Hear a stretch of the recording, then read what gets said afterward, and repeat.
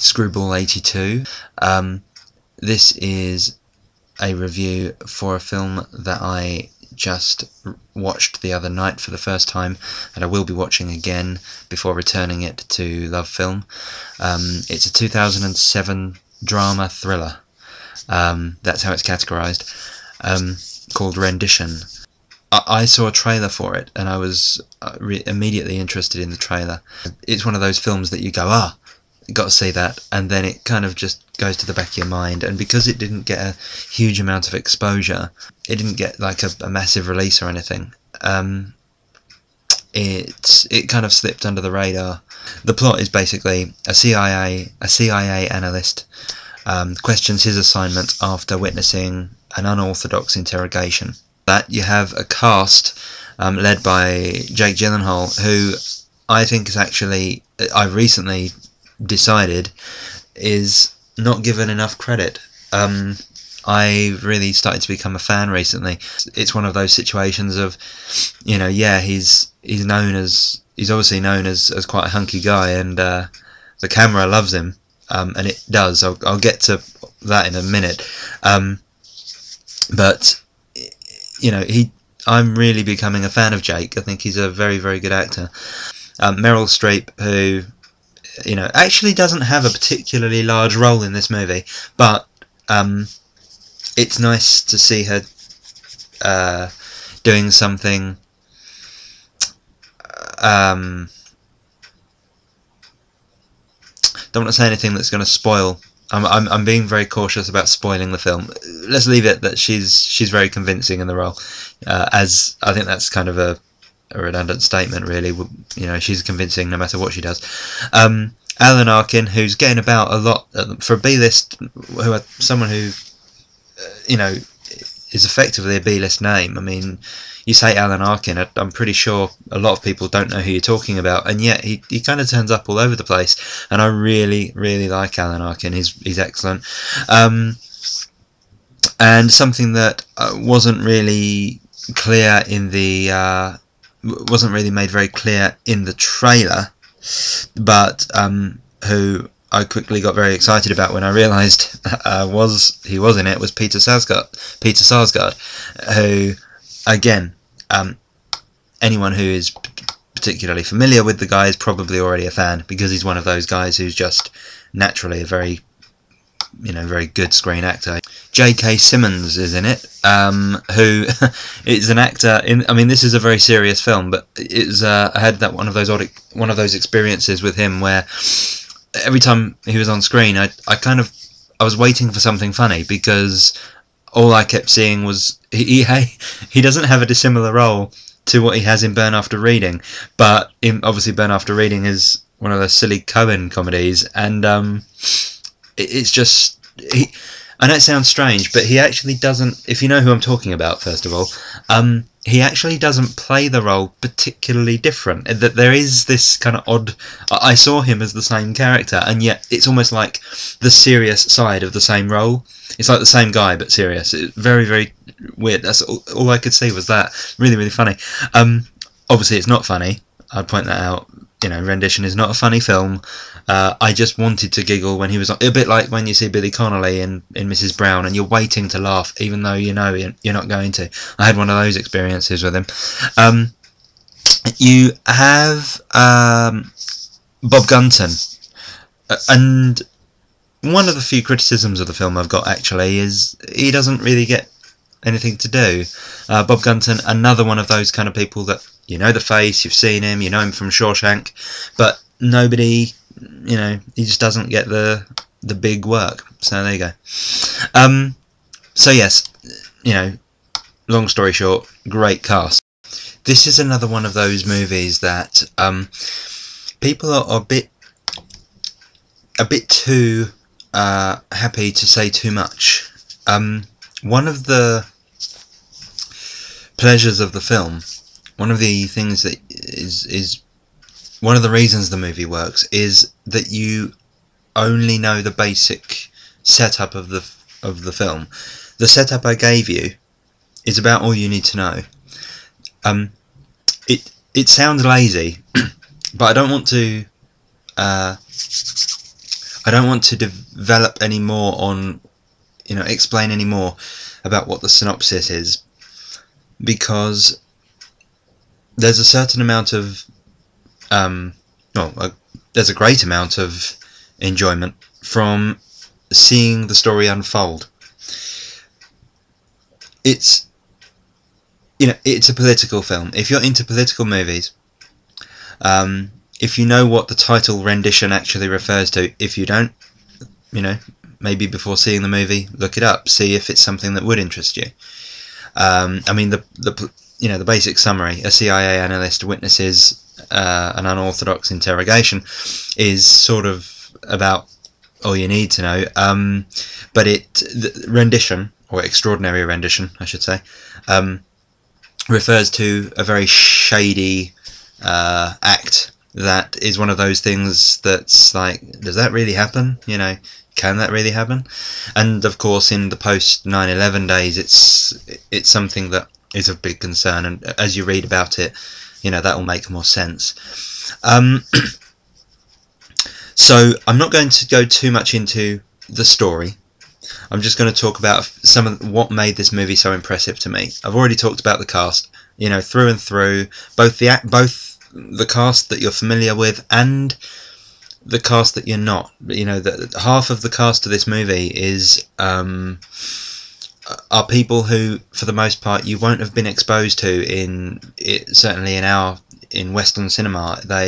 And of course, one of the reasons for that is the film's settings are numerous.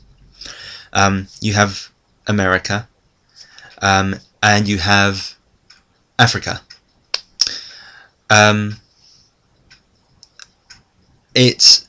The film is set. It uses both America and Africa equally as setting, and you are told one of what I really liked about the film.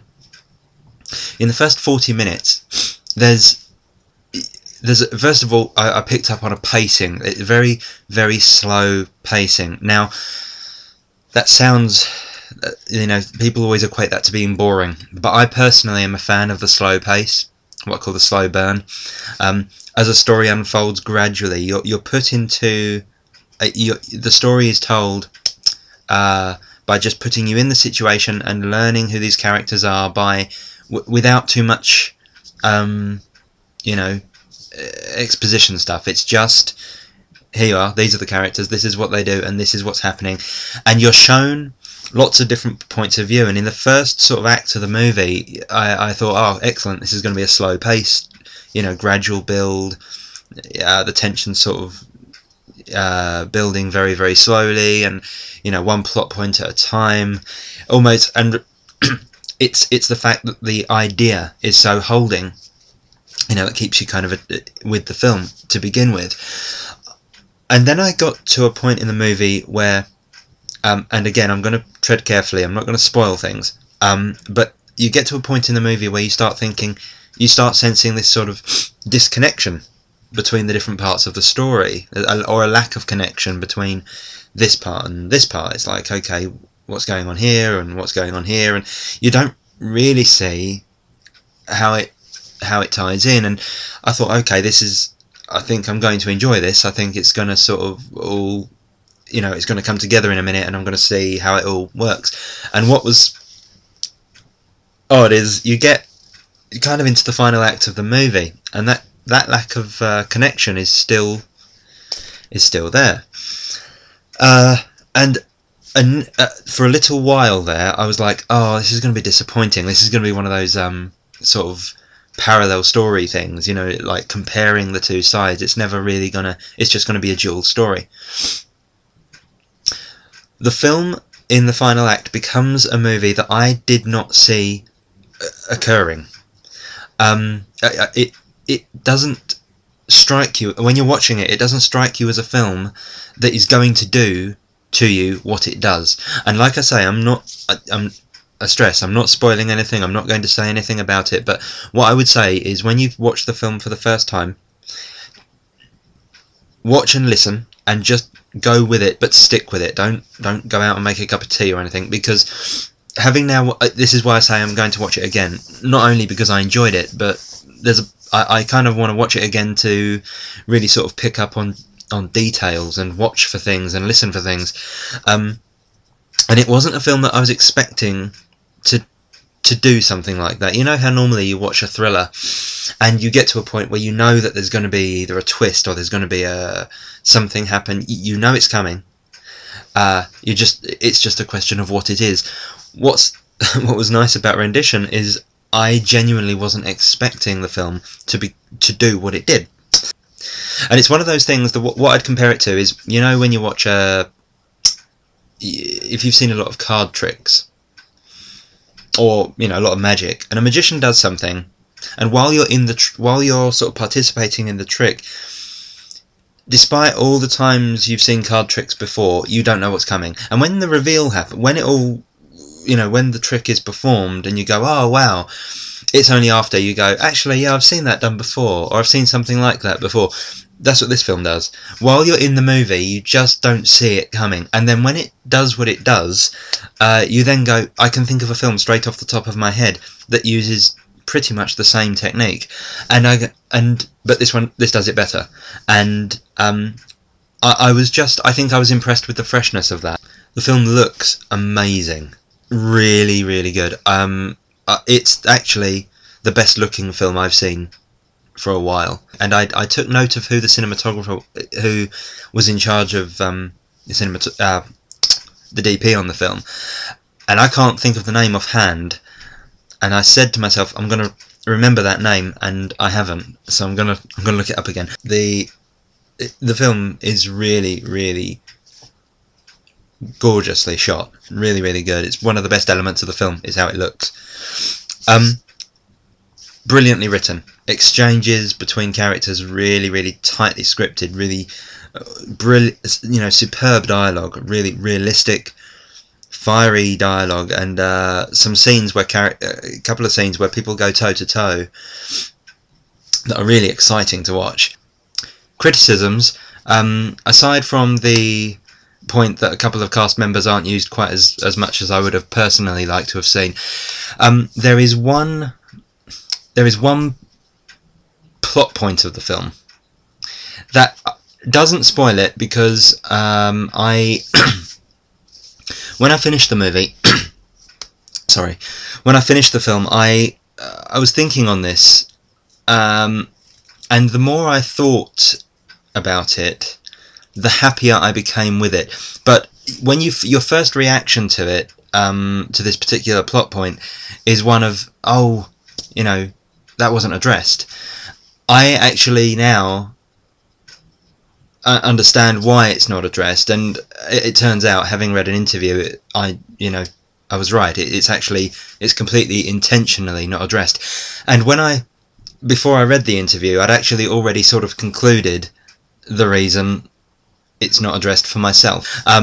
It's a plot point that there were only two other options. Other than not addressing it at all, there were two other options, and neither one, going one way on it, would have made the film a bit preachy, which it doesn't do. It successfully stays completely unpreachy, and it's always nice to see a political, such a heavily political film not preaching at you. It's really, really good.